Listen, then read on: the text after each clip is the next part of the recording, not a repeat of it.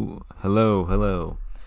Alright, let us begin. 1 second. I'm gonna move the tab so I can see the chat, even though there's no one here at the moment, but maybe in a bit. Alright, so I want to start with the news on most people's mind of Trump's impeachment trial. So, basically, every lawyer on the Trump team was like, hey man, listen, you incited a riot, okay? That's terrible. We can't go with this whole you thought the election was fraudulent thing and that whole funny thing. Look, it's too much. We will probably lose our careers if we fight for you with this. So he got the last lawyer who was willing to take his case, and so basically the argument against Trump's impeachment right now is basically he's out of office, okay? You don't really need to impeach him anymore. Biden's in there. Just move on, okay? Do you want us to impeach other ex-presidents? Which I would add, yes, because other ex-presidents also did illegal shit, okay? All of them did it. So, he brought in this new lawyer whose strategy was to kind of just ramble for a bit. So here, Aaron Rapar on Twitter captured some of this, and here are just some of the best bits. But I was growing up in suburban Philadelphia. My parents were big fans of Senator Everett Dirksen from Illinois. And Senator Dirksen recorded a series of lectures that my parents had on a record. And we still know what records are, right? On the thing you put the needle down on and you play it. And here's little Bruce, 8, 9, 10 years old, listening to this back in the late 60s. And I would be listening to that voice. If you ever heard Everett Dirksen's voice, it's the most commanding, gravelly voice that just oozes belief and sincerity. Must have been a phenomenal United States senator. He doesn't talk about ordinary people as we do in the law. We apply the ordinary person standard. He talks about extraordinary people. He talks about gallant men, is the name of the album. And now, of course, in the sign of the times, gallant men and women. Now, if you're wondering, okay, what the hell did that have to do with the impeachment trial?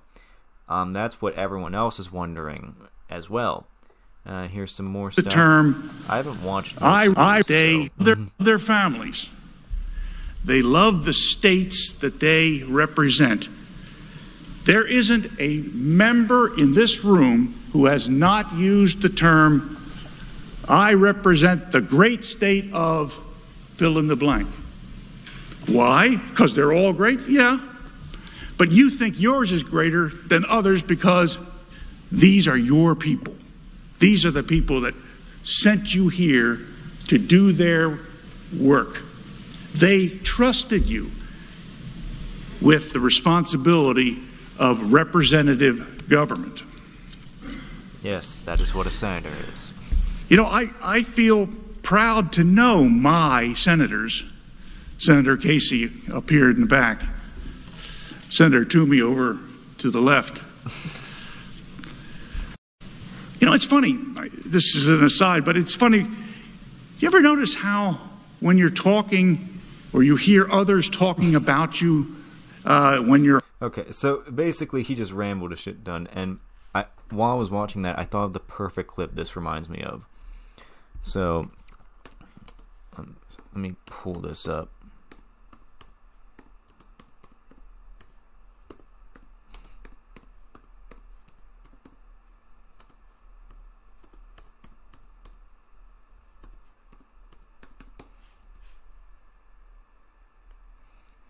Here we are.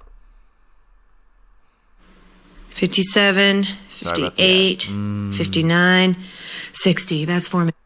That Quimby fella promised to build us a Matlock Expressway. How are you going to top that, smart guy? Okay, Used to. but we have our way. We can't bust heads like we used to, but we have our ways. Oh, you got it. One trick is to tell them stories that don't go anywhere. Like the time I caught the ferry over to Shelbyville. I needed a new heel for my shoe. So I decided to go to Morganville, which is what they call Shelbyville in those days. So I tied an onion to my belt, which was the style at the time. Now, to take the ferry cost a nickel, and in those days, nickels had pictures of bumblebees on them. Give me 5 B's for a quarter, you'd say. Now, where were we? Oh, yeah. The important thing was that I had an onion on my belt, which was the style at the time. They didn't have white onions because of the war. The only thing you could get was those big yellow ones. Great show.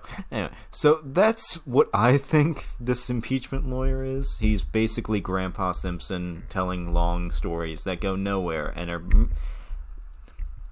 A good relationship would be,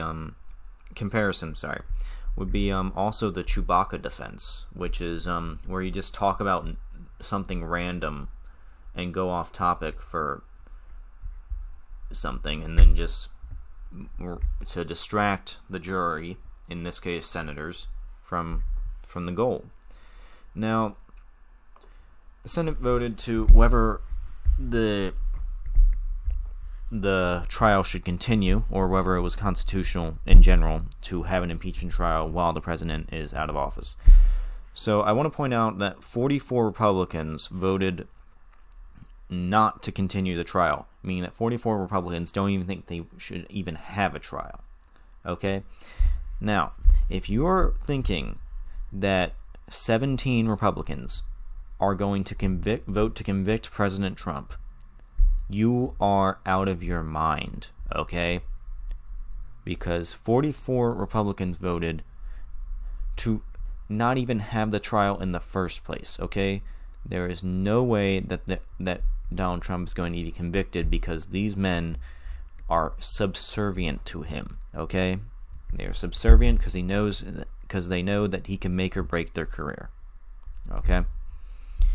So, but there is a way that Democrats can work with this to actually have a punishment for Donald Trump without having to impeach him, okay?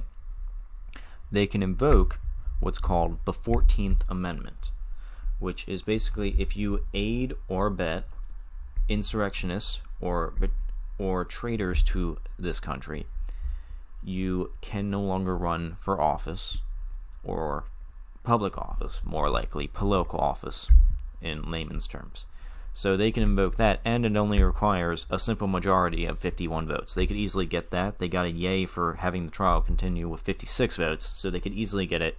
They just might have to hold Manchin's hand through it, and they might not even have to do that, okay? So I don't know. I get that we should go through the impeachment trial. We should probably finish that up and all that, and we're probably not going to get anywhere with it, but I think we absolutely need to go with the 14th Amendment and make sure he can never run for office again, so there are consequences to this. Okay, we should also do the same with people like Ted Cruz, Josh Hawley, Marjorie Taylor Greene, Lauren, is it Boebert or Gohmert? It's one of the two. The woman whose campaign ad was "I'll bring my gun to Capitol Hill," and she also gave tours to insurrectionists a week before the insurrection happened, or as Kyle Kulinski has coined it, the Diet Coup. Anyway, so that's that. I don't think anything is going to come of this impeachment trial because, I mean, look at the number right there. 44 Republicans don't even want to hear it. You think any 17 of them are going to vote convict? You're insane, and you're really wishful thinking. Alright. I'm going to get rid of the Grandpa Simpson clip. I'm going to watch this one last thing. They're fierce advocates for the great state in which they represent.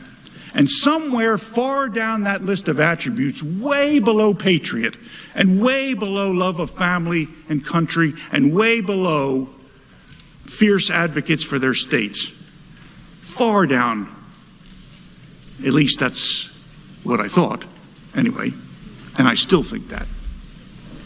Somewhere far down that list, senators, have some obligation to be partisans. Okay, so he's saying this is partisan, I guess. I don't know. Anyway, so he's yelling and just saying random shit to pass the time.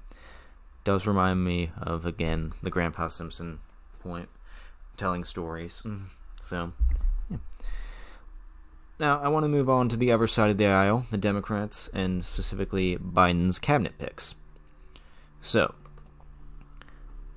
Secretary Pete Buttigieg of Transportation. Now, he released this video on his Twitter page, and it is honestly the funniest thing and most inhuman thing I've ever seen. Pete Buttigieg is a robot. Like, let me just show you. What's the biggest way that transportation has been permanently changed by the pandemic? It's too soon to know for sure, but I think it's safe to say that our old patterns of life, the 9 to 5, Monday through Friday commuting patterns, are not going to be exactly the same. Yeah, and so how might that change what your staff does? We think trains, planes, and automobiles, but what about bikes, scooters, wheelchairs for that matter? Those are things you plan to pay more attention to. Absolutely, yeah. Look, roads aren't only for vehicles. We got to make sure that pedestrians and individuals and bicyclists and businesses can all coexist on the same roadway.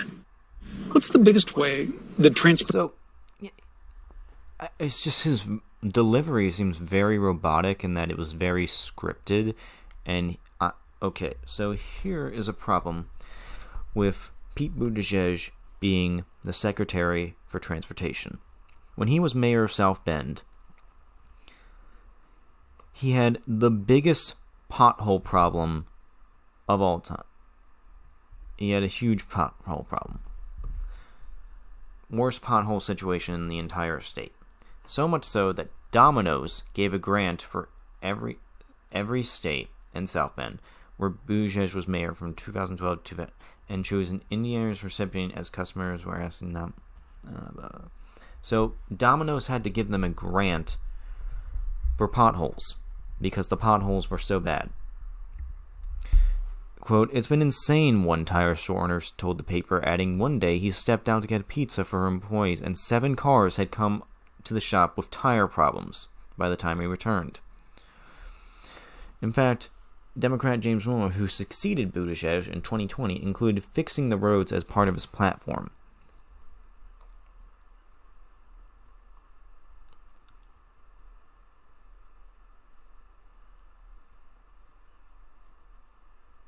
So Buttigieg had a huge problem with transportation in his town.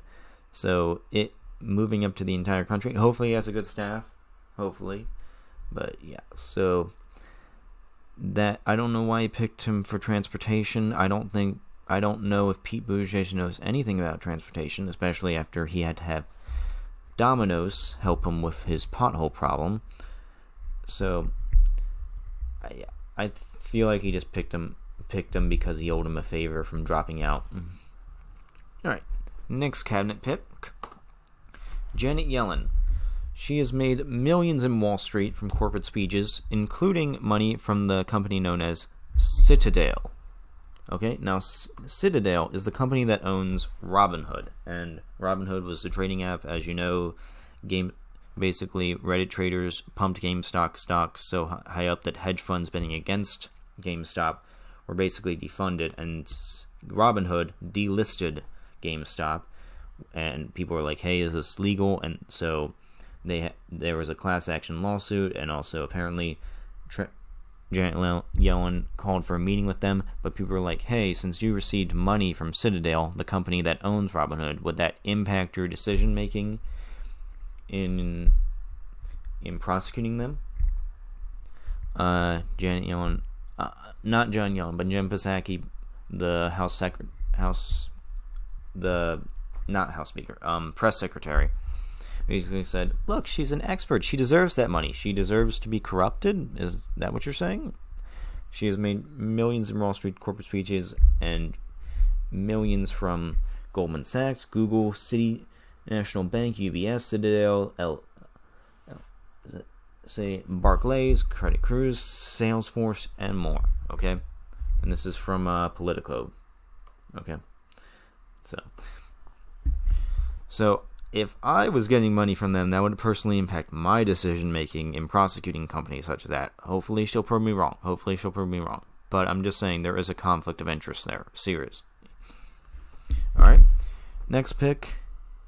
Neera Tanden. Sorry about that. She has been called to be the chief budget nominee. She will control the budget. She has not been confirmed yet. She is still in the process of being confirmed. But there are serious questions from Bernie Sanders in her... Okay, so she used to have this organization, the Center for American Progress, which has received donations from companies including Amazon, Google, JP Morgan, Walmart, and Wells Fargo. Now, also a conflict of interest, I would say.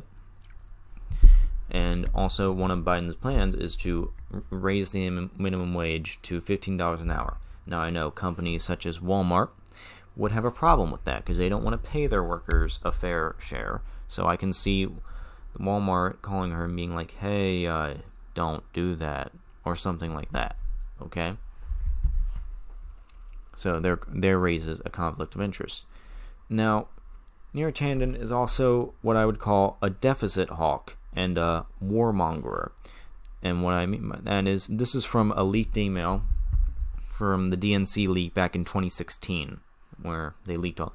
So, here is an email from Faiz Shakir. I'm pronouncing that horribly. Responding to the subject of should Libya pay us back. This is for the Libyan war. I don't think it's fair that we create our own domestic problems and then ask other nations to pay for it. You see adverse incentive here, right? If we can go make money on our incursion, we'll do it. That's serious policy / messing / more problem for our foreign policy, I think. Neera Tanden responded, quote, "We have a giant deficit. They have a ton of oil. Most Americans would choose not to engage in world because of that deficit. If we want to continue to engage in the world, gestures like having oil-rich countries partially pay us back doesn't seem crazy to me. Do we prefer cuts to Head Start or WIC or Medicaid? Because we live in deficit politics, and that is what's happening here and will be happening even more." So she is advocating us to ask countries, in exchange for blowing the shit out of them, practically speaking, to give us oil, which is something that, ironically, Donald Trump proposed when we were going into Libya.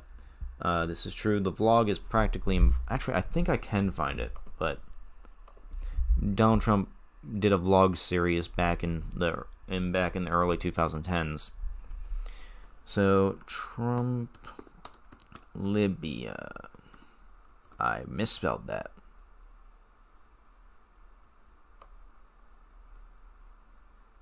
Okay, what if I do vlog? Here we are. I can't believe what our country is doing. Gaddafi in Libya is killing thousands of people. Nobody knows how bad it is. And we're sitting around, we have soldiers all over the Middle East, and we're not bringing them in to stop this horrible carnage. And that's what it is. It's a carnage. You talk about all of the things that have happened in history. This could be one of the worst.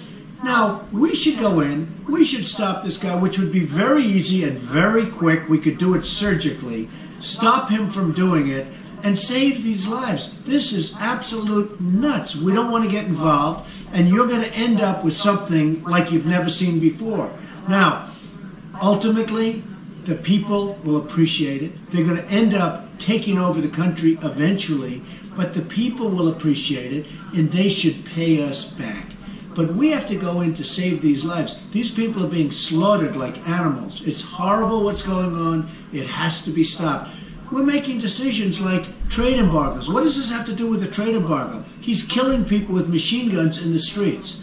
We should do on a humanitarian basis, immediately go into Libya, knock this guy out very quickly, very surgically, very effectively, and save the lives.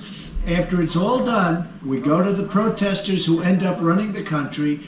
They're going to like us a lot better than they will if we don't do it. More importantly, we're going to save lives. And we should then say, by the way, from all of your oil, we want reimbursement. My representative...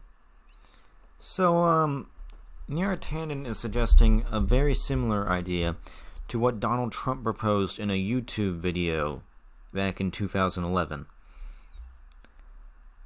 So, is it okay when our guys do it? Is that what I'm here to understand?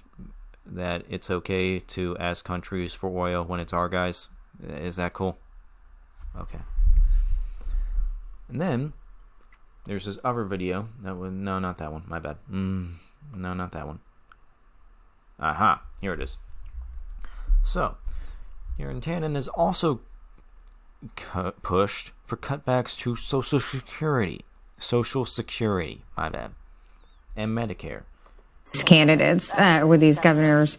And I think that there's other, there are progressive governors like O'Malley and Cuomo who've taken a much more balanced approach on budgets, where they've looked at taxes as well as reforming programs and cutting programs. And so I think that's the approach the American people are supporting. There's a viewer here who wants you to take us deeper into entitlements by Twitter. Ms. Tanden, do you know what the president means when he says entitlements are on the table? Any specifics and anything you would endorse? Yeah, so there are a range of entitlements that, I think when we're talking about entitlements, we're talking about Medicare, Social Security, Medicaid. These are programs that people receive support because of the status that they have. So after 65, you get funding from Social Security and Medicare. Actually, it's getting older for Social Security, but the president has $300 billion in his budget in cuts in Medicare.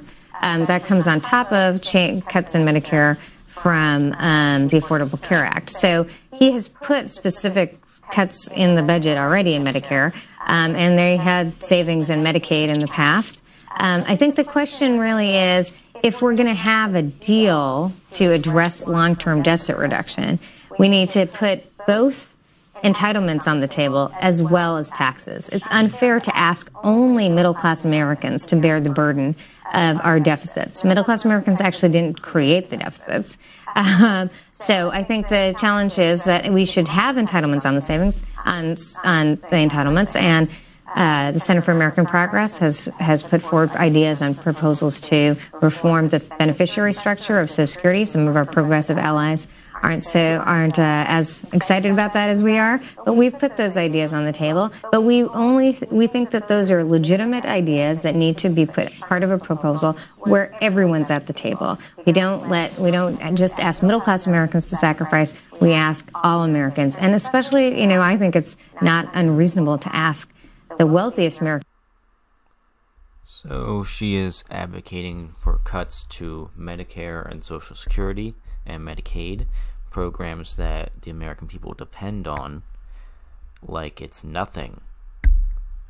And she's just nonchalantly saying it, which I would argue is very bad. And she also scoffed at progressives right there. She was like, I can tell that progressives are not excited about that idea. Oh, you mean the idea of throwing a couple people off their health insurance and their basic necessities? Yes, we're not excited about that idea because that's horrible, okay? So that's Neera Tanden. I'm hopeful that she won't get confirmed because Sanders not well sold on her, and also every Republican pretty much hates her as well. So that's I'd say that's a good sign, but usually when Republicans hate someone, they're good. But in this case, this person is bad. But so if Sanders votes no on her, it's good. It's all good. We get a new person in there, and I think she is extremely corrupt. As I've said, she has received donations from companies like Amazon, Google, J.P. Morgan, Walmart, Wells Fargo, which could lead to many conflicts of interest. She said they will have zero impact on her role as Senate Director, chief of the Budget Committee, which is that's bullshit. That's what you say when. So yeah.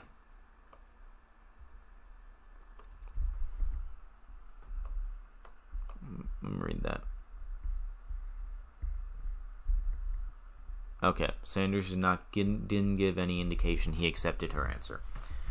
She has scoffed at progressives many times. She also blamed Bernie Sanders as the reason Hillary Clinton lost in 2016, which is debatable of you. I would argue the reason Hillary Clinton lost was because she was a terrible candidate and was just basically a robot, but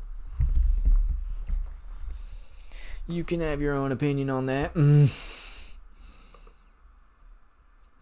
So, yeah, that's everything I have to say for today. Trump's impeachment lawyer rambled. Nothing will happen with impeachment trial. We should move to go with 14th Amendment approach. That's the Libya thing. Pete Buttigieg knows nothing about transportation and actually had problems with transportation when he had his town in South Bend that he was mayor of. A chain of Pete's Domino's had to fix his potholes problem. Janet Yellen has received millions in Wall Street corporate speeches, including Citadel, the head of Robinhood, which would create a conflict of interest in that upcoming case. Tandon has advocated for going into countries and taking their oil in exchange for doing quote-unquote coups. Okay, she's also advocated for cuts to Medicare and Social Security and Medicaid, and has scoffed at progressives for saying otherwise. Alright, that is all. Thanks for watching.